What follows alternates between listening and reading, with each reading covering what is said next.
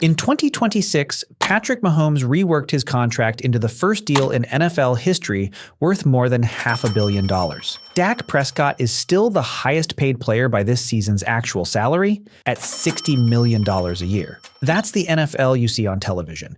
Here's the NFL almost nobody sees. A rookie who makes the 53-man roster this year earns a minimum of $885,000, and the average career in this league lasts about 3 years. Before we get to whether that's actually a good trade, you need to see how brutal the odds are just to cash that first paycheck. Picture the NFL player the way most fans do. Private jets, $50 million contracts, a career that prints money for a decade. That picture is real. For about 30 people. There are only 8 quarterbacks in the league currently earning $50 million or more a year.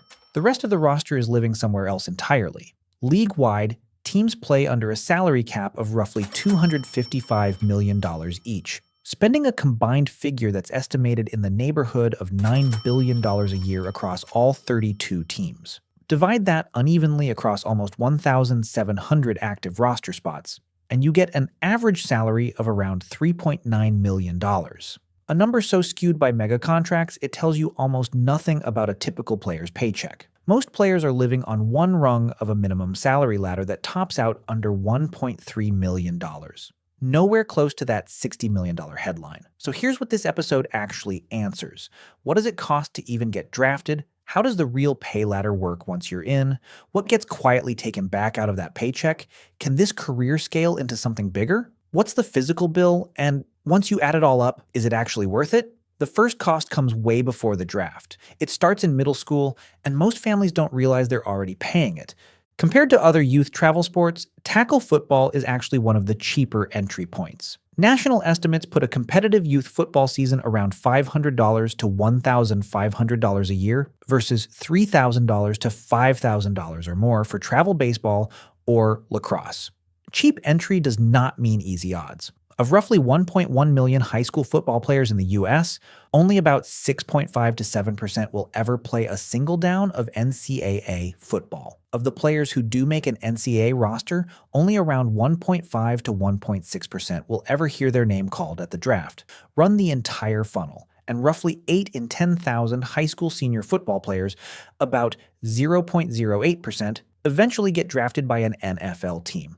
If you do become a legitimate draft prospect, a new kind of spending kicks in. But it's usually not your own money yet. Agencies routinely front $25,000 to $70,000 for a top prospect's training, housing, and travel during the 2 to 7 months before the draft. That money isn't a loan you repay, it's the agent's bet. Recovered only if you sign a contract through a commission capped at 3%, often bid down to 1 or 2% by competing agents trying to win you as a client. But here's the part nobody tells you about. One recent rule change breaks this pattern completely. Name, image, and likeness deals now let elite college prospects earn real money years before the NFL ever signs them. Something a trainee pilot or surgical resident simply cannot do. Still, most players never see any of this security. Only players picked in the first 3 or 4 rounds get anything close to guaranteed money. A 2026 first-round pick can be worth $45 million to $54 million across a 4-year rookie deal. Go outside the top 100 picks or go undrafted entirely, and you're welcome to the NFL as a training camp tryout with no guarantee at all. So say you clear every hurdle and make the 53-man roster on opening day. What does that paycheck actually look like once the confetti clears? That's where the real income ladder starts. The NFL runs on a strict minimum salary ladder tied to something called a credited season. Any season where you're on full pay status for at least 3 games. For 2026, that ladder starts at $885,000 for a rookie, rises to $1,005,000 with 1 credited season, and climbs every year after that up to $1.3 million once you hit 7 or more credited seasons. That ladder is the floor most players actually live on. Miss the 53-man roster and land on the practice squad instead, and a rookie's floor drops to $13,750 a week, about $247,500 across an 18-week season, with no guarantee you're still on the roster next Monday. Now the ceiling. Dak Prescott leads this season at $60 million a year. Patrick Mahomes' reworked deal runs $504.75 million through 2033. with a new annual value of $64 million once it kicks in. Lamar Jackson's contract became the first fully guaranteed deal at this scale, worth $52 million a year. Non-quarterbacks are closing the gap too. Edge rushers Myles Garrett and Micah Parsons both sit near $40 million a year, and Justin Jefferson leads all receivers at $35 million. But here's a distinction that matters more than the headline number. A $200 million contract is rarely $200 million guaranteed. Most of that value can evaporate if a team cuts the player before the back years of the deal ever arrive. Guaranteed money, not the total contract value, is the number that actually protects a career. Put the whole league together, and one thing becomes obvious. There's no meaningful which city pays more map here, the way there might be for a pilot or a surgeon. Every team plays under the same national salary cap. What does change by location is what's left in your bank account after taxes, and that's hidden in a rule almost nobody outside the league has heard of. Professional athletes get taxed by every state where they play a game, not just the state where they live. It's known informally as the jock tax. Roughly 21 states plus several cities collect it. The modern version traces back to 1991, when California taxed the Chicago Bulls for games played in Los Angeles, and Illinois retaliated with its own tax aimed at non-Illinois athletes. For a player who lives in a no-income tax state like Texas, Florida, Washington, or Nevada, there's no tax credit waiting at home to offset it. Every dollar California or another high-tax state collects during an away game is simply gone. A typical NFL player can end up filing income tax returns in 10 to 20 different states in a single year. Agent fees, capped at 3%, come off the top before a signing bonus ever reaches a bank account. Off-season training, private nutritionists, and recovery treatment add up quietly through every year of a career. Then there's a cost the league can't put a price tag on. Boston University's CTE Center has diagnosed chronic traumatic encephalopathy in 345 of 376 former NFL players whose brains were studied after death, a rate of 91.7%.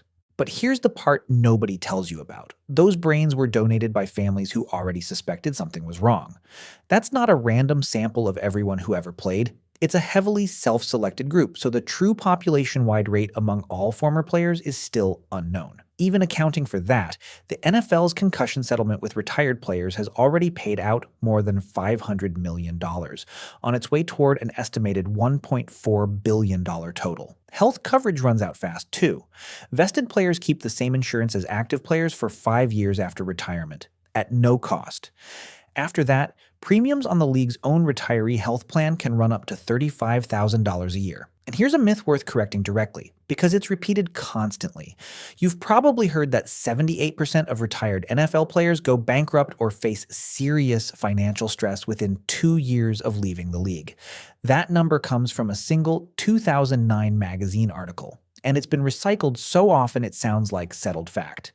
A far more rigorous study published by the National Bureau of Economic Research tracked players drafted between 1996 and 2003 through actual bankruptcy court records. The real number, 15.7% file for bankruptcy within 12 years of retirement, a rate close to the general population's. Still a real risk, just not the epidemic the headline number suggests. So the take-home is smaller than the headline, and the health bill can outlast the paycheck by decades, which raises the obvious question. Can a career this short ever turn into something bigger than a paycheck? For most professions in this series, the ceiling means turning a skill into a business. A pilot buying a charter plane, a trucker building a fleet. Football's version is stranger, because the player himself is the asset, and that asset has a short shelf life. The retirement benefits are worth walking through first because most fans never see them. Players vest into the NFL's pension after 3 credited seasons, earning $836 a month per credited season starting at age 55. A 5-year veteran collects roughly $4,180 a month at 55,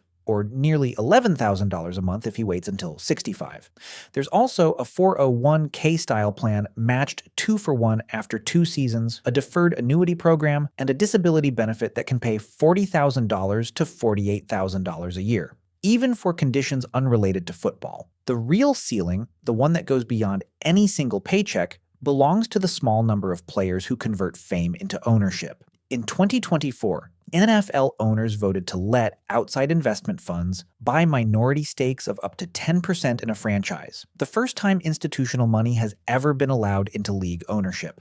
Team values now run $5 billion to $10 billion each, and the earliest deals have already pulled in former athletes as investors alongside the institutional funds. That door barely existed a few years ago, and it's still open only a crack. For almost everyone else in the league, the real ceiling is simpler: survive long enough to vest that pension in the first place. Which brings up the risk that ends more careers than any contract dispute ever will.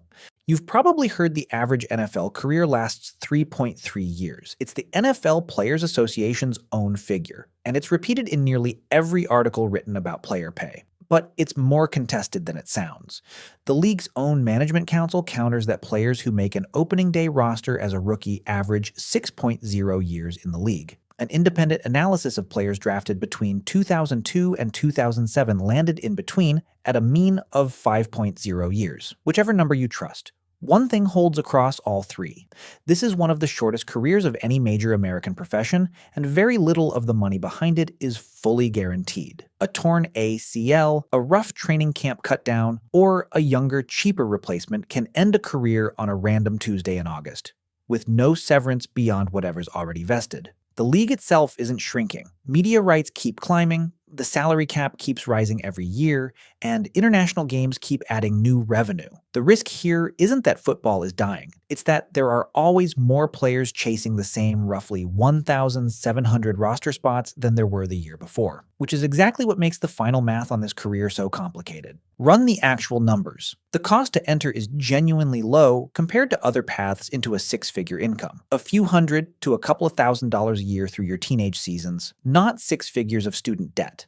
The catch is the odds. Roughly 8 in 10,000 high school players ever get drafted, and most who do are out of the league within about half a decade. Clear all of that, and the floor, $885,000 as a rookie, climbing toward $1.3 million by year 7, already beats most American careers in year 1. Compare that to a licensed electrician, a paid apprenticeship, near-guaranteed employment, a 40-year career, and a stable six-figure ceiling with almost none of the physical risk. Over a full working life, the electrician very likely out-earns the median NFL player once you count the 3-year career against the electrician's 4 decades. The honest verdict, for the small fraction who make it big, this is one of the best-paying careers in the country. For the much larger group who make a roster for 2 or 3 years and then don't, the math is closer to a coin flip than a jackpot once you count the youth investment, the missed years of a normal career track, and a health bill that can show up decades later. So, would you take that deal? A shot at $60 million